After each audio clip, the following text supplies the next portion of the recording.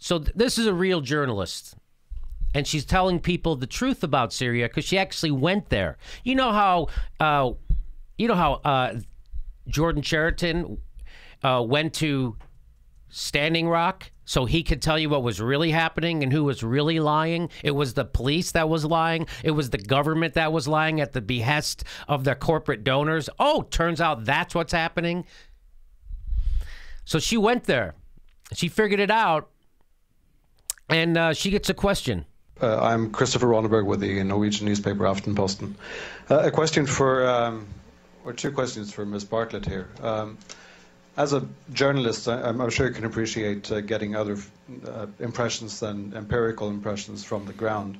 When you talk about the Syrian people and what the Syrian people want, how can you quantify that? Do you have any independent surveys where you can actually document that? And secondly, so she said earlier that the people support Assad overwhelmingly, and so he's like, well, how do you know that? And here's his next question. You talk about the corporate media, the Western media, the lies, and all of this. Could you explain what you think might be the agenda from us in the Western media?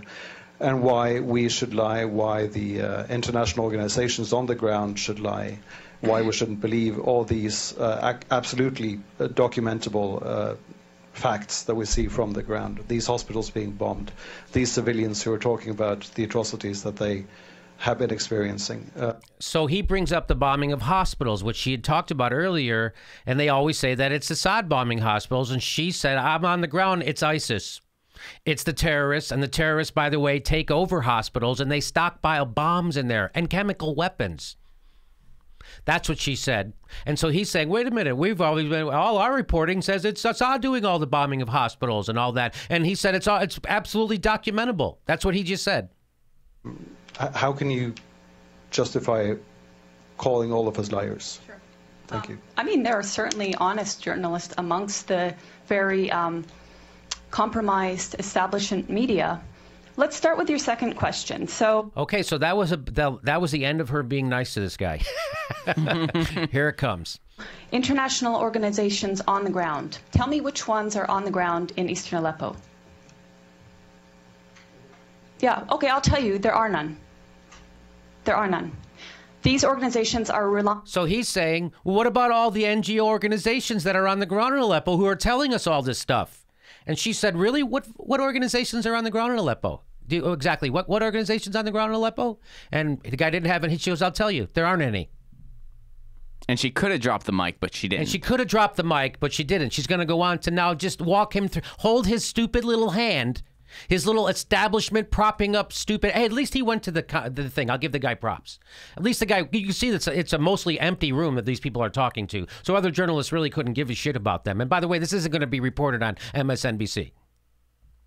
So international organizations on the ground. Tell me which ones are on the ground in eastern Aleppo. Yeah, okay, I'll tell you, there are none. There are none. These organizations are relying on the Syrian Observatory for Human Rights, which is based in Coventry, UK, and which is one man. They're relying on compromised groups like the White Helmets, which, let's talk about the White Helmets. The White Helmets were founded in 2013 by a British ex-military officer. They have been funded to the tune of $100 million by the US, UK, and Europe and other states. They purport to be rescuing civilians in eastern Aleppo and Idlib, yet no one in eastern Aleppo has heard of them. And I say no one, bearing in mind that now 95% of these areas of eastern Aleppo are liberated. The White Helmets purport to be neutral, yet they can be found carrying guns and standing in the dead bodies of Syrian soldiers. And their video footage actually contains children that have been recycled in different reports. So you can find a girl named Aya who turns up in a report in month, say, August, and she turns up in the next month in 2 different locations. So they are not credible. The SOHR is not credible. Unnamed activists are not credible. Once or twice, maybe, but every time, not credible. So your sources on the ground, you don't have them. As for your... Slow burn. Boy, she just gave him a nice dressing down, and now that guy's, which is fun because now that guy gets to be humiliated over and over for everybody who plays this video, like us. Again, not to beat. I don't want to beat. I don't even know who that guy is. But and by the way, tip of the hat to that guy for going to this news conference. So actually, good. Maybe he walked out of there different. Maybe well, he may in fact be a good journalist. Yeah, that maybe just he is. got and she kind of quantified that at the beginning. She's like, I'm not saying all journalists are bad. I'm saying structurally there's a big problem, and she's explaining the problems with that structure. Yeah. So look at me pulling my punches with that guy. I feel good about it. I'm letting somebody. I pardon you, just like in Schindler's List. I pardon you. So she's got some more to say to this guy. But do you see how everything you've been fed by corporate media is fucking bullshit? Do you see how that is? Do you see how that works? We saw how it worked in Standing Rock and Dapple. We saw it firsthand how it worked because we had a reporter there and nobody else did. We saw how the corporation just lies. We'd have a video on this channel. CNN lies about Dapple. They did. And here she is telling you everything the corporate media is telling you about Syria is wrong and lies. And why are we in Syria? Agenda, not your, but the agenda of some corporate media. It is the agenda of regime change. How can the New York Times, I was reading it this morning, or how can Democracy Now!, which I was reading the other day, maintain until this day that this is a civil war in Syria? How can they maintain until this day that that the protests were unarmed and nonviolent until, say, 2012? That is absolutely not true. How can they maintain that So I was always fed the story that it was Assad who, when they ran out of water, the farmers, all their crops failed, they came into the city and they protested for the government to do something for them, and Assad overreached and started shooting them. And now she's saying that that's bullshit, that they were armed and they were already, I'm sure Saudi, now that, that we're listening to her reporting, that Saudi Arabia was already infiltrating those protests with people who were armed and they were trying to start this war, which they did with our help.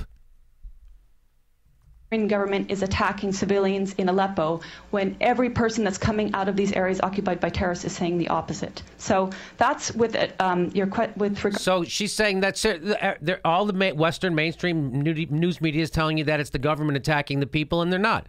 And all the people coming out of there are saying, no, it's the terrorists. She just said it.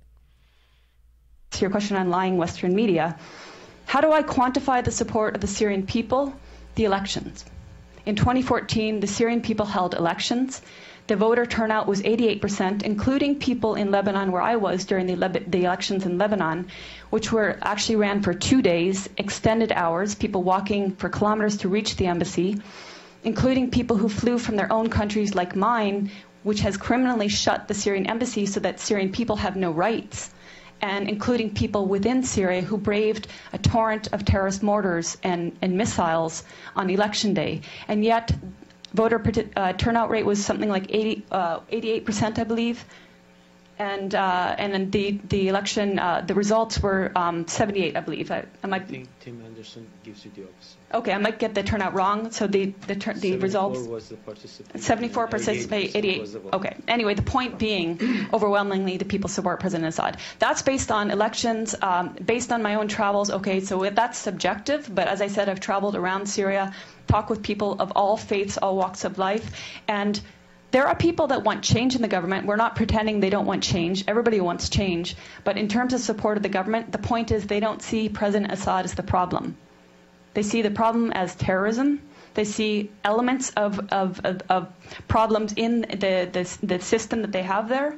But President Assad, they don't see as the problem. They actually overwhelmingly support him. So I'm basing it on their choice in their leader, and I'm basing it on my interactions with people in Syria and Lebanon. I'm Chris. Bam. So everything you thought you knew about Syria, forget, because you don't. It's except what we told you here, that it's about natural fossil fuels. It's about a pipeline that's coming from Saudi Arabia. Saudi Arabia is funding all those terrorists there. We fund Saudi Arabia. We just sold them, what is it, $29 billion in weapons, so one of the biggest weapon sales ever, if not the biggest. And right now they're committing a genocide in Yemen. Here you go. Let's help you out. And right now they're the ones trying to overthrow Assad with our help. And we're creating the misery in the Middle East. Once again, the United States is creating the misery, and we're all lying about it. Barack Obama's lying about it. Our representative to the UN is lying about it. All the news media, the mainstream news media is lying about it. You know what they don't tell you? You ever watch this? The next time you watch a mainstream news media report about Syria, watch what they don't tell you. And you know what they don't tell you? Why the fuck we're there in the first place. They never tell you why we're there. Oh, Assad's bad. So again, every time there's a bad leader somewhere, we're supposed to go. We have to go clean up their country. That's what we did in Iraq. How'd that work out? That's what we did in Libya. How'd that work out? That's what we're doing in Afghanistan. We're there, still there. Now we're doing it in Syria. We've been doing this in the Middle East since we started, since World War II. We've been doing this nonstop. We've been trying to overthrow Syria since the 50s.